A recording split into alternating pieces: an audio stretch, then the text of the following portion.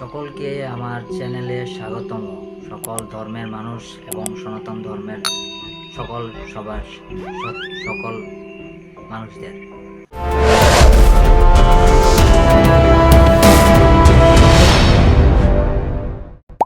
আজকে আমরা জানব যে শাকসবজি বিভিন্ন সময় যে খাওয়া হয় হিন্দু ধর্মে বা সনাতন ধর্মে, তা মূলত কেন খাওয়া হয় বা এর উপকারিতা কি। হ্যাঁ, চলুন জেনে নিই।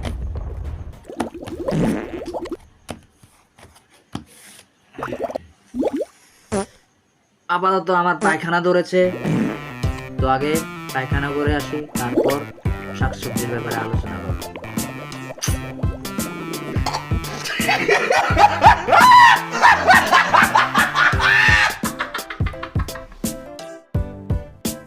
A few moments later.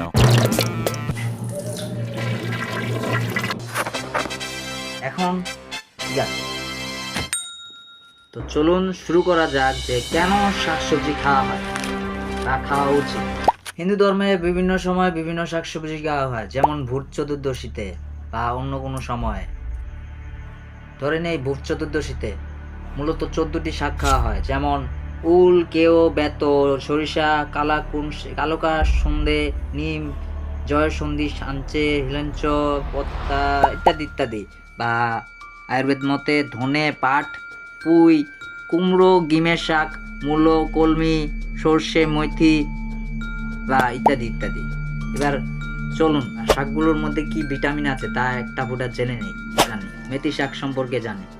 মেথি শাক যা রক্তে কোলেস্টেরল বা এলডিএল এবং এইচডিএল এর মধ্যে ভারসাম্য বজায় রাখে, তারপরে ডায়াবেটিস কন্ট্রোল রাখে, ব্লাড প্রেশার নিয়ন্ত্রণে রাখে, উপকারী ব্যাকটেরিয়ার সংখ্যা বাড়ে, হজম বাড়ায়, ত্বকের জন্য ভালো, আয়রন ও ভিটামিন সমৃদ্ধ।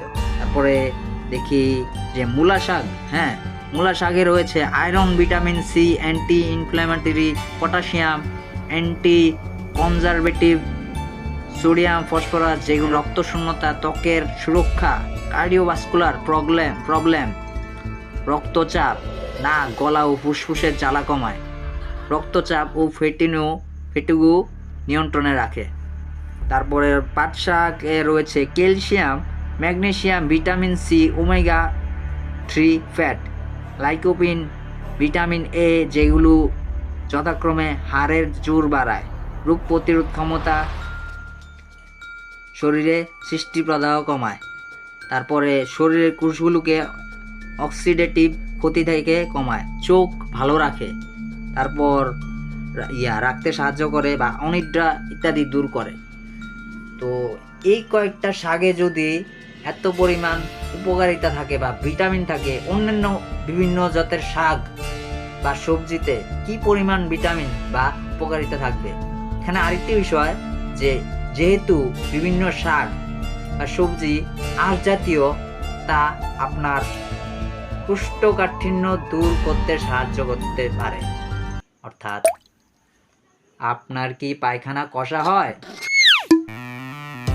আমি মূলত এটাই বোঝাতে যাচ্ছি যে শাকসবজির উপকারিতা সম্পর্কে। শাকসবজির উপকারিতা মূলত অনেক অপরিসীম।